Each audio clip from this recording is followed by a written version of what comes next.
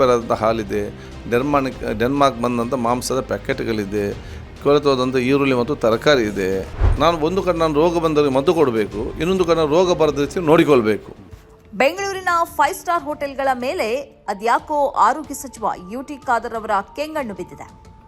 ಆರೋಗ್ಯ ಇಲಾಖೆಯ ಅಧಿಕಾರಿಗಳು ಒಂದರ ಹಿಂದೊಂದರಂತೆ 5 ಸ್ಟಾರ್ ಹೋಟೆಲ್ಗಳಿಗೆ ನುಗ್ತಿದ್ದಾರೆ. ನಾವು ಈವರೆಗೆ ಸಣ್ಣ ಪುಟ್ಟ ಹೋಟೆಲ್ಗಳಿಗೆ ಆರೋಗ್ಯ ಇಲಾಖೆ ಅಧಿಕಾರಿಗಳು ದಾಳಿ ಮಾಡಿದ್ದನ್ನು ಕಂಡಿದ್ದೇವೆ ಮತ್ತು ಸರಿಯಾದ ಆಹಾರ ಸ್ಟಾರ್ ಹೋಟೆಲ್ಗಳಲ್ಲಿ ಸಿಗ್ತಿಲ್ಲ ಎನ್ನುವುದು ಈಗಿನ ದಾಳಿಯಿಂದ ಗೊತ್ತಾಗಿದೆ. ಈ ದಾಳಿಯ ಬಗ್ಗೆ ಖುದ್ದು ಆರೋಗ್ಯ ಸಚಿವ ಯುಟಿ ಖಾದರ್ ಮಾತನಾಡಿದ್ದಾರೆ ನೋಡಿ. ಜನಸಾಮಾನ್ಯ ಆರೋಗ್ಯ ನಮ್ಮ ಇಡನ್ ಎಜೆಂಡಾ. ಆರೋಗ್ಯ ಬರಲಿಕ್ಕೆ ಒಂದು ಜನರೇ ಮುಂದೆ ಬರಬೇಕು. ಅದಕ್ಕೆ ಜನರಿಗೆ ಕೆಲವು ಗೊತ್ತಿಲ್ಲದೆ ಬರ್ತದೆ. ಅವ್ರು ನಂಬಿಕೊಂಡು ಊಟ ಮಾಡ್ತಾರೆ. ಊಟ ಮಾಡಿದಲ್ಲಿ ಅವರು ಅನಾರೋಗ್ಯ ಪೀಡಿತರಾಗ್ತಾರೆ. ಅವ್ರಿಗೆ ಗೊತ್ತಿರೋದಿಲ್ಲ ಪಾಪ. ಅವ್ರು ಏನೋ ಬಂದಿದ್ದು ಹೇಗೆ ಆಯಿತು, ದೇವರ ಮೇಲೆ ನಮ್ಗೆ ಯಾಕೆ ಕೊಟ್ಟರು ಅಂತ ದೇವ್ರನ್ನ ದೂಷಿಸ್ತಾರೆ. ಇವರೇ ದೂಷಿಸಬೇಕಲ್ಲ ಫಸ್ಟ್. ಆದ ಕಾರಣ ಯಾರು ತಪ್ಪು ಮಾಡ್ತಂಥ ಹೋಟೆಲ್ಗಳಲ್ಲಿ ಅವ್ರು ಫಸ್ಟ್ ನಾವು ಅವರಿಗೆ ಜಾಗೃತಿ ಮೂಡಿಸುವ ಸರಿಯಾಗಬೇಕು. ಜನರಿಗೆ ಗೊತ್ತಾಗಬೇಕು ಎಲ್ಲ ಕೂಡ ಸರಿ ಇಲ್ಲ ಅಂತೇಳಿ. ಸೊ ಅವರು 10 ಸಲ ಆಲೋಚನೆ ಮಾಡಬೇಕು ಹೋಗಿ ಊಟ ಮಾಡೋ ಮುಂಚೆ. ಸರ್, ಇಂಥದ್ದು ಯೋಚನೆ ಯಾಕೆ ಬಂತು ಅಂತ ಒಮ್ಮೆಗೆ ಯಾಕೆ ಅಂತ ನಾನು ಆಲೋಚನೆ ಮಾಡಿದ್ದೆ. ಈ ರೋಗ ಯಾರಿಗೆ ಬರ್ತದೆ? ಎಲ್ಲರಿಗೆ ಬರ್ತದ? ಕೆಲವು 80 ವರ್ಷ 90 ವರ್ಷ ಆದಿದೆ. ಯಾಕೆ ಅವ್ರ ಊಟೋಪಚಾರ ಕರೆಕ್ಟ್ ಇದೆ. ಕೆಲವು ಇವತ್ತು ಕೋವಿಡ್, ಇವತ್ತು ನಮ್ಮ ಕ್ಯಾನ್ಸರ್ ಇರಲಿ, ಕಿಡ್ನಿ ಇರಲಿ, ನಮ್ಮ ಡಯಾಲಿಸಿಸ್ ಇರಲಿ, ಎಷ್ಟು ನೀವು ಡಯಾಲಿಸಿಸ್ ಸೆಂಟ್ರ್ ಹೋದಾಗ, ಕಿದ್ವಾಯಿಗೆ ಹೋದಾಗ, ನೀವು ಜಯದೆ ಹೋದಾಗ, ನಿಮ್ಯಾನ್ಸ್ಗೆ ಹೋದಾಗ ನಿಮಗೆ ಬಹುಶಃ ಕಣ್ಣಲ್ಲಿ ನೀರಲ್ಲ ರಕ್ತ ಬರ್ತದೆ ಆ ಬೇಸದಿಂದ. ಯಾಕೆ ಬರ್ತದೆ? ಎಲ್ಲ ಫುಡ್ ಹ್ಯಾಬಿಟಲ್ಲಿ ಅಲ್ವಾ ಮೋಸ್ಟ್ಲಿ.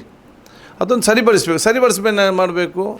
ಎಲ್ಲಿ ತಯಾರು ಮಾಡ್ತಾರೆ ಅದು ಕರೆಕ್ಟ್ ಮಾಡಬೇಕು. ಅವ್ರು ಸರಿ ಮಾಡಿದರೆ ಕರೆಕ್ಟ್ ಆಗ್ತದೆ. ಯಾರನ್ನು ಸರಿಪಡಿಸಬೇಕು? ದೊಡ್ಡವರಿದ್ದರನ್ನೇ ಸರಿಪಡಿಸಬೇಕು. ದೊಡ್ಡವರಿದ್ದರೆ ಎಲ್ಲ ಕೂಡ ಕರೆಕ್ಟ್ ಟ್ರ್ಯಾಕಲ್ಲಿ ಬಂದು ನಿಲ್ತದೆ. ಈಗ ದಾಳಿಯ ಸಂದರ್ಭದಲ್ಲಿ ಏನೆಲ್ಲ ಅಂಶಗಳು ಕಂಡು ಬಂದಿದ್ದಾವೆ? ಈಗ ನನಗೆ ಆಗ ಮಾಹಿತಿ ಬರ್ತೀನಿ, ಮುಗಿಲಿಲ್ಲ ಅಂತ ನಡೀತಾ ಇದೆ. ಭಾಳಷ್ಟು ಇವತ್ತಿದೆ. ಅನೇಲ್ದೆಲ್ಲ ಎಕ್ಸ್ಪೈರ್ ಆದಂಥ ಹಾಲಿದೆ, ಡೆನ್ಮಾರ್ಕ್ ಬಂದಂಥ ಮಾಂಸದ ಪ್ಯಾಕೆಟ್ಗಳಿದೆ, ಕೊಳೆತೋದಂಥ ಈರುಳ್ಳಿ ಮತ್ತು ತರಕಾರಿ ಇದೆ. ಇದೆಲ್ಲ ಕೂಡ ಬೇರೆ ಬೇರೆ ಇರೋದು ಅಂಥದ್ದು. ಸಂಪೂರ್ಣವಾಗಿ ನಮಗೆ ಆ ರಿಪೋರ್ಟ್ ಬಂದ ನಂತರ ಮಾಹಿತಿ ಬರುವಂಥದ್ದು. ಸೊ ಈ ಡೆನ್ಮಾರ್ಕ್ನಿಂದ ಮಾಂಸ ತರಿಸ್ಕೊಳ್ಳೋದು ಅನಿವಾರ್ಯ ಅಂದರೆ ಸಾಕಷ್ಟು ಇಲ್ಲಿಂದಲೇ ನಾವು ಮಾಂಸ ರಫ್ತು ಮಾಡುವ ಸ್ಥಿತಿ ಇರುವಾಗ ಅಲ್ಲಿಂದ ಇಲ್ಲಿಗೆ ಬರ್ತದೆ ಅಂದರೆ ಅದರಲ್ಲಿ ಏನೋ ಇದೆ ಅಂತ ಏನಿದೆ ಅಂತ ನನಗೆ ಗೊತ್ತಿಲ್ಲ ಯಾಕೆ ಅಂತೇಳಿ ಅಲ್ವಾ. ಅದನ್ನು ನಾವು ತನಿಖೆ ಮಾಡಿಸ್ತೇವೆ ಮುಂದೆ. ಮತ್ತೊಂದು ಅಂಶ ಇದೆ, ನೀವು ಇಲ್ಲಿ ಪ್ಯಾಕ್ಡ್ ಆಹಾರ ಪದಾರ್ಥಗಳು ಬರ್ತವೆ, ಅದರಲ್ಲಿ ಬೇಕಾದಷ್ಟು ಪ್ರಿಸರ್ವೇಟಿವ್ ಇರ್ತದೆ, ಅದರಲ್ಲಿ ಬೇಕಾದಷ್ಟು ಬಣ್ಣ ಇರ್ತದೆ. ಸೊ ಶಾಸಕರು ಅಥವಾ ಸಚಿವರಾದವರು, ಆರೋಗ್ಯ ಸಚಿವರು ಅದರ ಮೇಲೆ ಗಮನ ಹರಿಸೋದು ಬಿಟ್ಟು ಒಂದು ದೊಡ್ಡ ಹೋಟೆಲ್ಗಳನ್ನು ಮಾತ್ರ ಗಮನಿಸ್ತಾರೆ ಅಂತ ಯಾಕೆ? ನೋಡಿ, ಇಡೀ ನಮಗೆ ಮಾಡಲಿಕ್ಕೆ ನಾವು ದೇವರ ಮಂತ್ರಿಗಳಂದರೆ ನಾವು ಕೂಡ ಮನುಷ್ಯರಲ್ಲ, ಅಧಿಕಾರಿಗಳು ಮನುಷ್ಯರಲ್ವಾ? ಆಯ್ತಲ್ಲ, ನಮ್ಗೆ ಕೂಡ 24 ಗಂಟೆ ಇರೋದು ಎಲ್ಲರಿಗೂ ಕೂಡ ಅಲ್ವಾ? ಅದಕ್ಕಿಂತ ಜಾಸ್ತಿ ಇದೆಯಾ?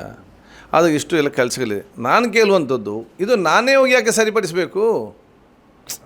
ಆ ಮಾಲೀಕರಿಗೆ ಜವಾಬ್ದಾರಿ ಇಲ್ವಾ? ಜನ ನಿಮ್ಮನ್ನು ಬಂದಿದ್ದು ದುಡ್ಡು ಕೊಟ್ಟು ಊಟ ಮಾಡೋದಲ್ವಾ?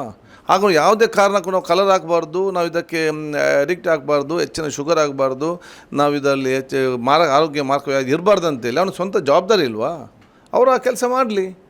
ನಾವು ಎಷ್ಟು ಮಾಡ್ಬೋದು, ಎಷ್ಟು ರೇಡ್ ಮಾಡ್ಬೋದು. ಸೊ ಆರೋಗ್ಯ ಇಲಾಖೆ ಮತ್ತು ಆರೋಗ್ಯ ಸಚಿವರು ಪೊಲೀಸಿಂಗ್ ಕೆಲಸ ಮಾಡ್ತಾ ಇದ್ದಾರೆ. ಸೊ ಪೊಲೀಸ್ ಕೆಲಸ ಅಲ್ಲ, ನಾವು ಯಾರು ಏನು ಪರಿಸ್ಥಿತಿ ಅಂತೇಳಿ ಜನರಿಗೆ ಮುಟ್ಟಿಸಬೇಕು. ಅದು ನನ್ನ ಜವಾಬ್ದಾರಿ.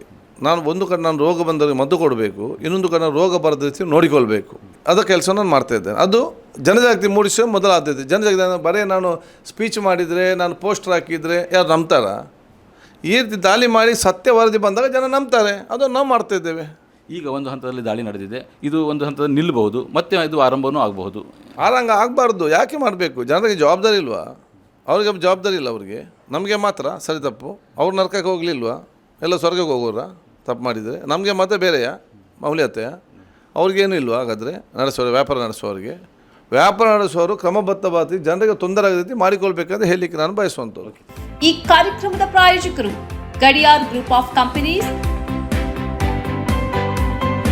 Specialised in piling and shoring, engineering consultancy, fire fighting, steel structures, real estate. Office SIT tower, silicon OSS, Dubai, UAE.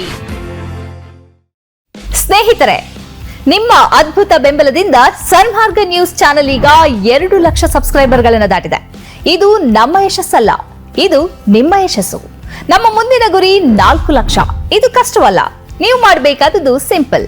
ನೀವು ಸನ್ಮಾರ್ಗ ನ್ಯೂಸ್ ಚಾನೆಲ್ ವಿಡಿಯೋವನ್ನ ನಿಮ್ಮ ಸ್ನೇಹಿತರಿಗೆ, ಕುಟುಂಬದವರೊಂದಿಗೆ ಹಂಚಿಕೊಳ್ಳಿ ಮತ್ತು ಅವರಲ್ಲೂ ಸಬ್ಸ್ಕ್ರೈಬ್ ಮಾಡಲು ಹೇಳಿ. ನೀವು ಶಕ್ತಿಯನ್ನು ಕೊಡಿ, ನಾವು ನಿಖರ ಸುದ್ದಿ ಕೊಡ್ತೇವೆ. ಧನ್ಯವಾದಗಳು.